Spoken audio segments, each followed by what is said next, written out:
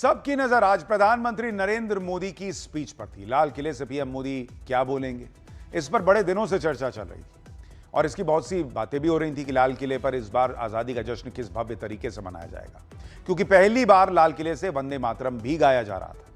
आप इस जश्न की पूरी हाइलाइट्स भी देखिए कि वहां क्या क्या हुआ और पीएम मोदी ने क्या क्या कहा। लाल किले पर पहली बार वंदे मातरम गूंज रहा है।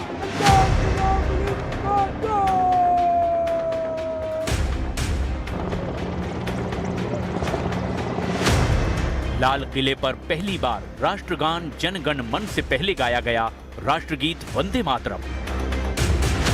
लाल किले की प्राचीर से पीएम मोदी ने 5 बड़े ऐलान किए। पीएम मोदी ने अपने भाषण में सप्तधारा की बात की। पीएम मोदी ने रक्षा क्षेत्र में आत्मनिर्भर भारत का रोड मैप दिया। उन्होंने 2047 तक भारत को विकसित भारत बनाने का संकल्प लिया।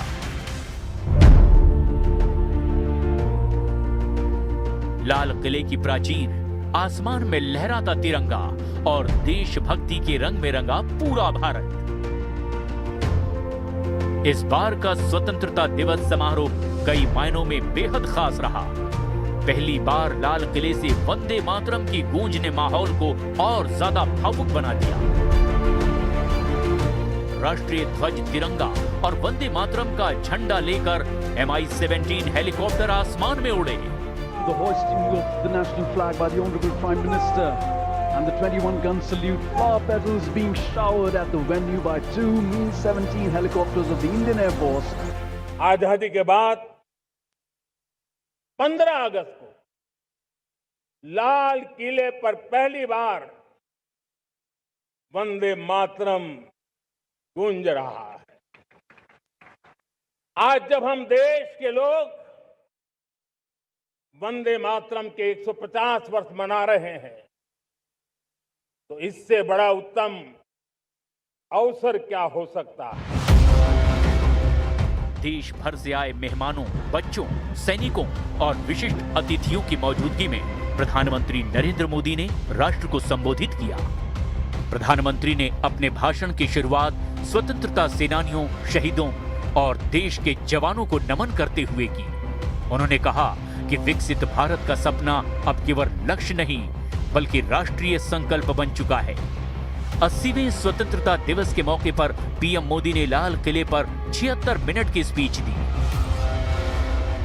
जब आजादी के 100 साल होंगे, 2047 में हम विकसित भारत बना के रहेंगे। 140 करोड़ देशवासियों के पुरुषार्थ से इस लक्ष्य को हमें हासिल करना है। और जब दुनिया की सबसे बड़ी आबादी वाला देश विकसित होने का संकल्प लेता है,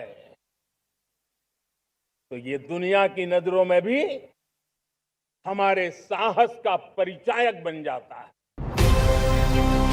पीएम मोदी ने देश की उपलब्धियों का जिक्र करते हुए कहा कि भारत आज दुनिया की बड़ी अर्थव्यवस्थाओं में शामिल है और आने वाले सालों में नई ऊंचाइयों को छूने के लिए तैयार है। उन्होंने साफ शब्दों में कहा कि अब कोई ग्लोबलाइजेशन की बात नहीं करता, सबको अपनी पड़ी है। भारत को भी अपने बारे में सोचना होगा। जब मैं आत्मनिर्भरता की बात कर रहा था, तो कुछ लोग, एयर कंडीशन चैम्बर में बैठ करके सोचने वाले लोग हमें बता रहे थे ग्लोबलाइजेशन का क्या होगा। लेकिन दुनिया देख रही है कि पिछले 1 दशक में ऐसा लग रहा है कि दुनिया ने ग्लोबलाइजेशन बोलना ही बंद कर दिया है। जहां से ग्लोबलाइजेशन की आवाज आती थी वो बंद सुनाई नहीं देती है। दुनिया का हर देश अपनी अपनी संभालों के मिजाज की तरफ गया है। लेकिन दुर्भाग्य से इस संकट के कालखंड में कुछ लोगों ने अपना रुतबा दिखाने के लिए संसाधनों को वेपनाइज करने का खेल खेला। उन्होंने युवाओं की ऊर्जा, महिलाओं की भागीदारी, किसानों की मेहनत और देश के वैज्ञानिकों की उपलब्धियों को भारत की ताकत बताया।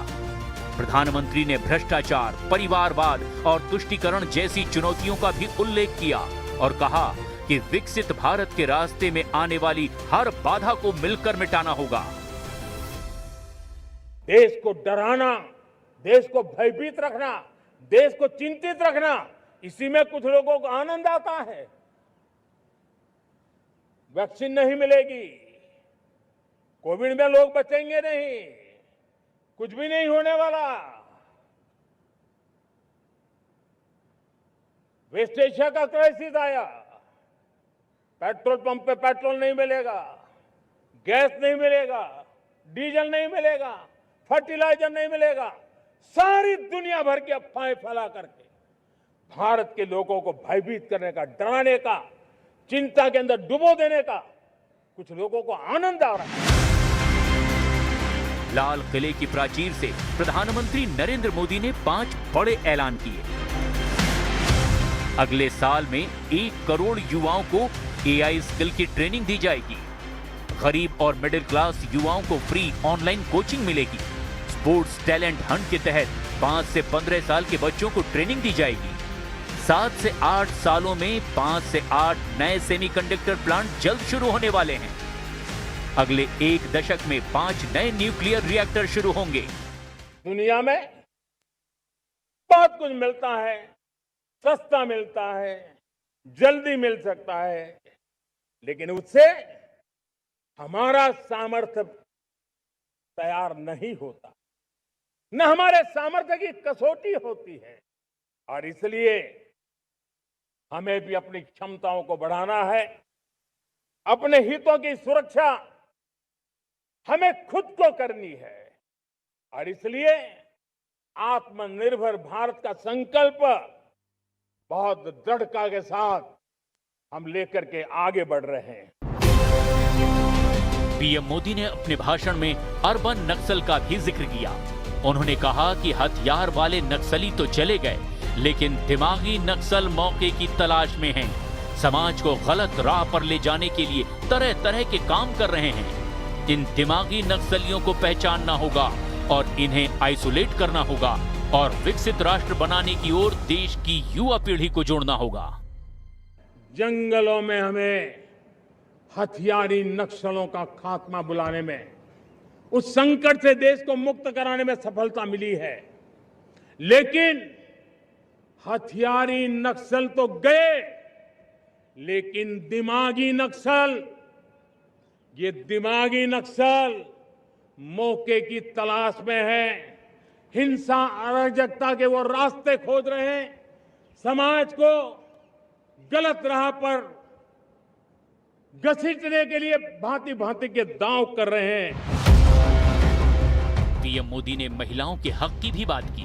उन्होंने महिला आरक्षण के बहाने विपक्ष पर निशाना साधा और उनसे महिला आरक्षण पास कराने का भी आग्रह किया। हमने पार्लियामेंट में नारी शक्ति वंदन अधिनियम पारित किया था, लेकिन किसी न किसी कारण से राजनीति के अखाड़े में पिछले 40 साल से ये सपना हमेशा राजनीतिक अखाड़े का शिकार हो गया है। मैं देश के सभी राजनीतिक दलों से आज लाल किले की प्राचीर से तिरंगे झंडे की छाया में खड़े होकर के प्रार्थना करता हूं, आग्रह करता हूं, आइए उन महिलाओं के सामर्थ्य के पुजारी बनिए।